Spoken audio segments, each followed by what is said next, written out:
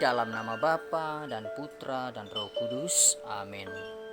Shalom dan salam damai kepada saudara dan saudari dimanapun Anda berada. Selamat bertemu kembali di ruangan santapan firman Tuhan. Bersama kita mendengar dan merenungkan sabda Tuhan yang diambil dari Injil Lukas bab 24 ayat 46 hingga 53. Katanya kepada mereka, ada tertulis demikian, Mesias harus menderita dan bangkit dari antara orang mati pada hari yang ketiga.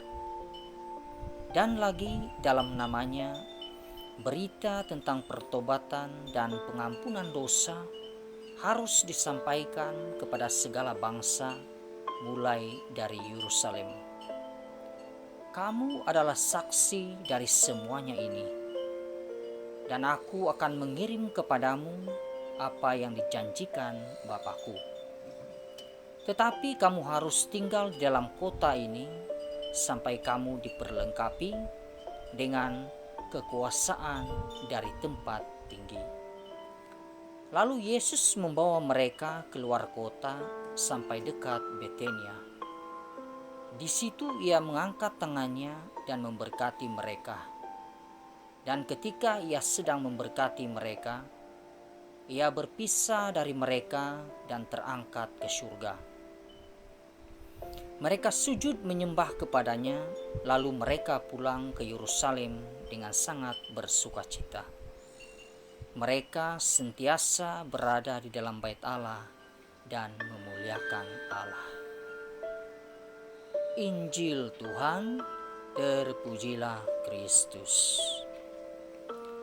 Saudara dan saudari, kata berkat sangat akrab di telinga kita pengikut Kristus. Tuhan rindu semua umatnya menerima berkat dalam kehidupan ini. Berkat adalah karunia Tuhan yang membawa kebaikan dalam hidup manusia. Itu sebabnya manusia sangat menginginkan berkat dari Tuhan, agar hidup manusia selalu diberkati. Dalam pembacaan ini, Yesus memberikan berkat-Nya dengan memberkati murid-murid sebelum Ia terangkat ke surga. Saudara dan saudari, Injil Lukas memberi kesaksian tentang Yesus yang terangkat ke surga dan terpisah dari murid-muridnya.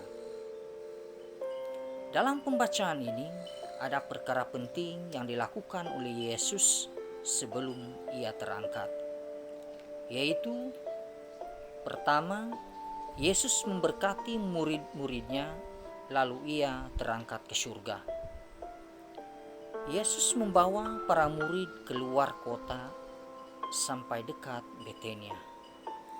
Yesus mengangkat tangannya dan memberkati para murid. Ia pergi dengan meninggalkan berkat-Nya bersama para murid. Berkat yang diberikan Yesus adalah berkat tanpa akhir. Berkat yang dicurahkan Yesus adalah berkat yang kekal, yang terus mengalir dalam kehidupan para murid dalam tugas-tugas perutusan mereka sebagai saksi. Berkat yang diberikan Yesus inilah yang menjadi jaminan bagi para murid untuk meneruskan pelayanan sesuai dengan amanat agung yang Yesus sampaikan. Perkara penting yang kedua yang dilakukan oleh Yesus sebelum ia terangkat, yaitu respon para murid setelah menerima berkat dari Tuhan. Saudara dan saudari, walaupun peristiwa kenaikan Tuhan Yesus adalah peristiwa perpisahan, tetapi ini bukanlah peristiwa yang menyedihkan. Bahkan para murid pulang dengan sukacita. Mereka sentiasa berada di dalam bait Allah dan beribadah kepada Allah. Berkat kenaikan Yesus Kristus telah memberikan kesan bagi para murid yaitu mereka menjadi fokus pada tugas dan pelayanan mereka.